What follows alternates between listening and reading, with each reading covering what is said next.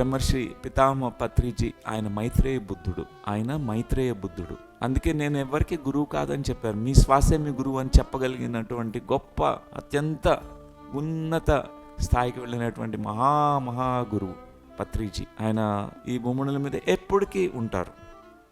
ఆయన ధ్యానానికి దేవుడు, ఆనాపానసతి ధ్యానానికి దేవుడు.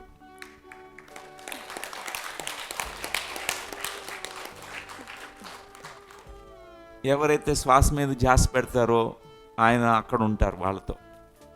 అలాంటి భగవత్ స్వరూపం ఆయన ఆ రూపంలో ఈ భూమండలానికి వచ్చారు. ఆయన ఎంతమందికి పరిచయం చేశారు శ్వాస అనే గురువుని. ఎందుకంటే అందరికీ కూడా ఒక గురువు ఉన్న తర్వాత ఆయన ఇంకా పట్టుకుంటాం అన్నమాట. పట్టుకుని ఆయన చెప్పేది మర్చిపోతాం.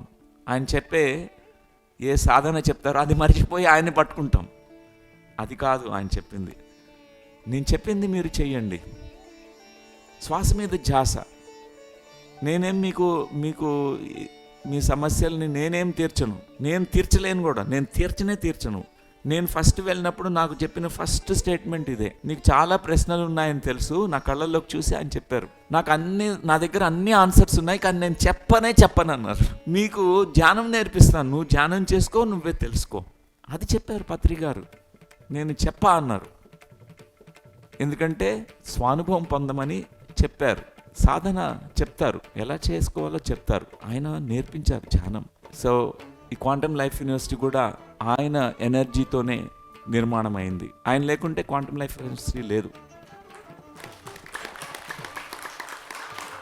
ఆయన లేకుంటే నేనే లేను. ఎందుకంటే ఏ తాగుబోతురో అయ్యేవాడిని, ఎప్పుడో బాడీ వెకేట్ చేసి ఉండేవాడిని. ఒక గురువు ద్వారా సాధన చేసుకున్న తర్వాత మనలో కొత్త జీవితం మొదలవుతుంది. మనం కొత్త జన్మనిచ్చుకుంటాం. అది గురువు ద్వారా జరుగుతుంది. ఆయన ఎప్పుడు సలహాల కోసం వెళ్ళేవాడిని కాదు. ఆయనకి ఇష్టం లేదు కూడా. ఆయన మీద డిపెండ్ కావడం ఇష్టం లేదు.